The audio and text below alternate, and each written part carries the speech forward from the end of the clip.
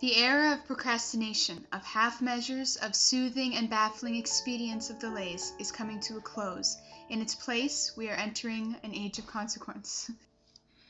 Ever since I was a kid, I wished I was born in the 60s. The protests against the war, the fights for women's rights and racial equality. People back then always seemed like they had something to fight for and against. I look at today, and there's so many things to choose from.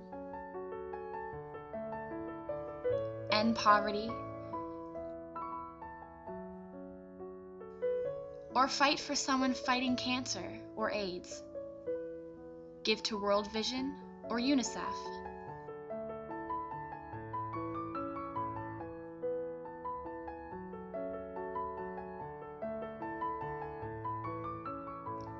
Support the troops.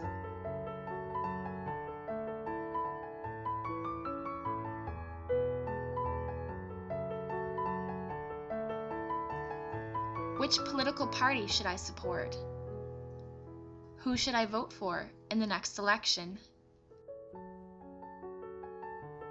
Or rally for lower tuition? All of these issues that I could support. But what do you choose? In today's world, you have to look at the issue that is all-encompassing. If climate change happens, our views on these issues, everything that has been done to support them will be wasted. If the water crisis continues, if biodiversity is wiped out, if the sea levels rise, we're going to be living in a whole new world where a lot of these issues won't be relevant.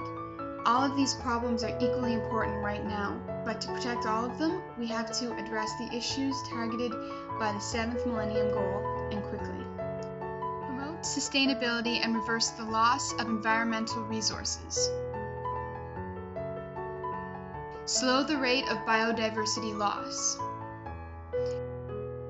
Increase the access to sustainable, safe drinking water and basic sanitation. Achieve improvement for the lives of 100 million slum dwellers. Climate change. It feels like it's just some sort of keyword that politicians use to get our attention these days. It's become so ingrained in our culture that I don't think we can fully understand that it's actually going on. When the sea levels rise, where will you be? And when the air is so full of smog, what will we breathe? And when refugees from flooded nations come, where are you going to live? We know you're worried. You've seen the movies. You've watched the news. You know what's going on. Weird weather, bigger hurricanes, freak snowstorms that cancel school. It might not be on the top of your list, but it's in the back of your mind. Climate change is happening, and it's starting to happen now. Well, not in 100 years when we're living on the moon. Not in 50 years when it's our kids' problem. Not even in 6 years when the Millennium Goals are up. It's happening now. Our world is changing. The choices that our parents' generation made and the choices that our generation continues to make are not applicable in this new changing world. There's a lot of terrible things happening to a lot of innocent people. The World Health Organization estimates that 1.8 million children die every year from poor sanitation and dirty water, things that we take for granted here in Canada. 1.8 million children, that's the population of Halifax dying every year, twice. Try to find the logic behind this. 1 hectare of rainforest absorbs 1 ton of carbon dioxide. With a few rainforest plant species that have been studied by modern medicine, treatments have been found for childhood leukemia, breast cancer, high blood pressure, asthma, and lots of other illnesses. But 90% of the rainforest used by Amazonian Indians have not been fully discovered by modern medicine. And yet, every second we're losing rainforest the size of 2 football fields. In this example alone, we're limiting a natural solution to the CO2 in our atmosphere, not to mention the potential of life-saving medicines. And for what? Maybe it's because it's not happening in our own backyard. We can't really seem to grasp how bad it really is. But what about here at home?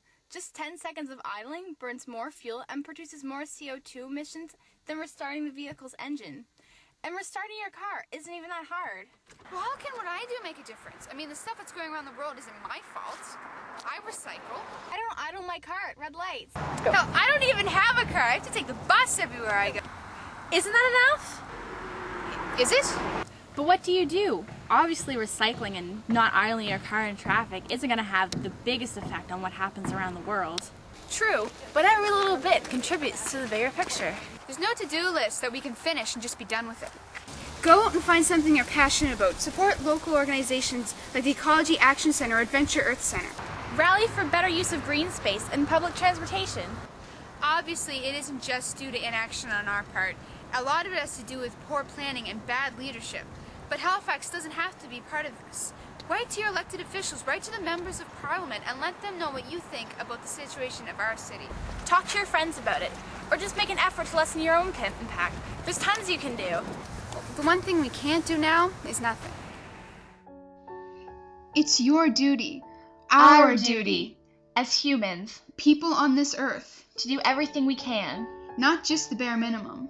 It has to become the top of our list. We can't do everything. But when it all goes down, Don't you want to say that you did everything you could?